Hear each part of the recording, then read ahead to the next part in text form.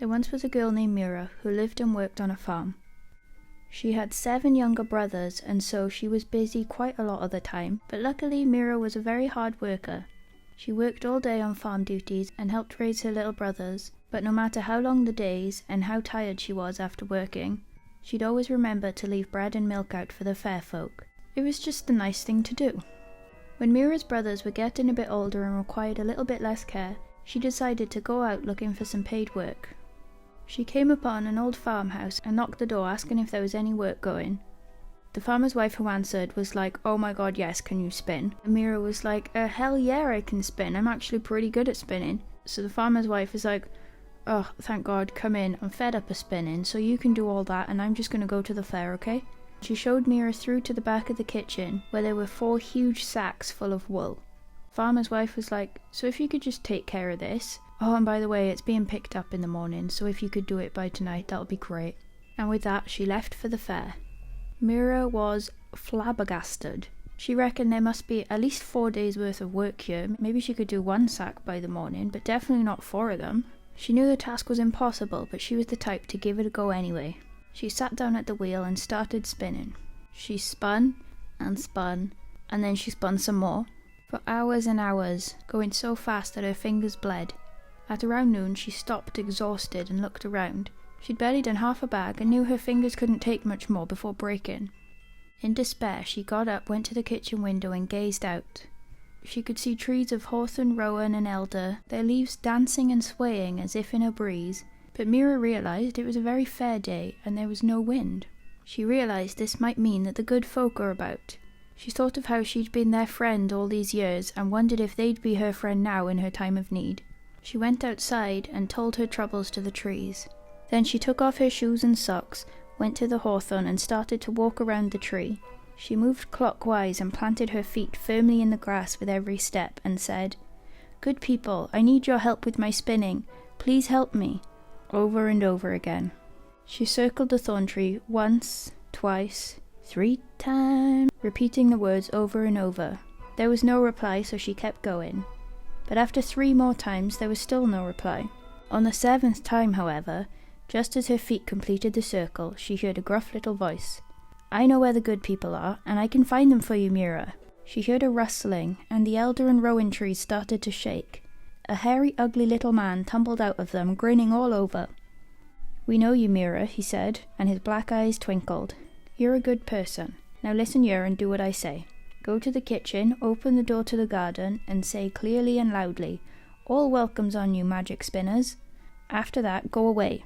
It sounds mean, but go for a nice walk, and then when the evening falls and the moon is rising over the mountains, you have to go back in, knock on the door, open it, and say, 'All blessings on you, magic spinners.' Then you'll see what help they've given you." With that, the little man bowed low and disappeared. So Mira went back to the kitchen, flung open the door, and cried, "All welcomes on you, magic spinners." There was no reply, but Mira didn't panic. Cool as a cucumber, she just went out for a walk. She went round and round the forests, all the way to the coasts and back, and walked anywhere she could think of until darkness fell and she could see the sickle moon rising over the mountains. Then she turned round and went back to the farmhouse. The door was closed, but as she neared, she could hear clicks and whirs and happy songs. She walked round the house and tried to peep through the window, but it was covered by a cloudy white curtain and she couldn't see inside. So she just went back to the door, gathered up all her courage, knocked and flung it open. The kitchen was full of tiny people, each no bigger than an arm. They were all dressed in bright colours and sitting in front of miniature spinning wheels, which were going so quickly that both the wheels and the fingers of the good people were a blur. In a great heap on the kitchen table, there were skeins and skeins of wool. There must have been hundreds, and more were being thrown into the centre as she watched. Remembering the little man's instructions, she cried, "All blessings on you, magic spinners." Immediately the good people leapt up, and the wheels whirred to a stop. They threw the last bits of wool on the table, hoisted up their wheels, and without a single word they filed out of the kitchen past Mira into the moonlight. The kitchen was quickly emptied, except for Mira and the huge pile of spun wool. Now, Mira was understandably in a bit of a daze, and she sat at the kitchen table and stared.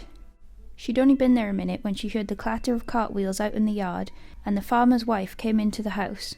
She was astonished to see the skeins of wool on the table. And if we're honest, she knew it was an impossible task because she was a bit irritated as well. She peered closer at the wool and realised it's all spun in weird patterns. You can't tell me this is your own work, you've been messing with them, haven't you? Mira's cheeks flushed, but she didn't lie. Yes, I've had help, but haven't they done it beautifully? I've never seen anything like it, and they didn't do any harm. If that's so, the farmer's wife said, then what's that on my kitchen window?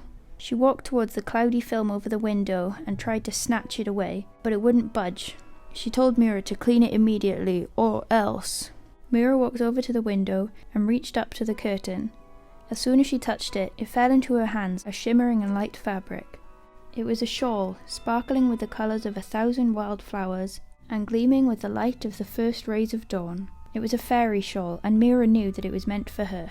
The farmer's wife was like, "Oh my god, that's pretty. Give that here now," and she tried to snatch it off Mira. But as soon as she touched it, the fabric turned to a dull grey, and as she walked forward it fell off her shoulders.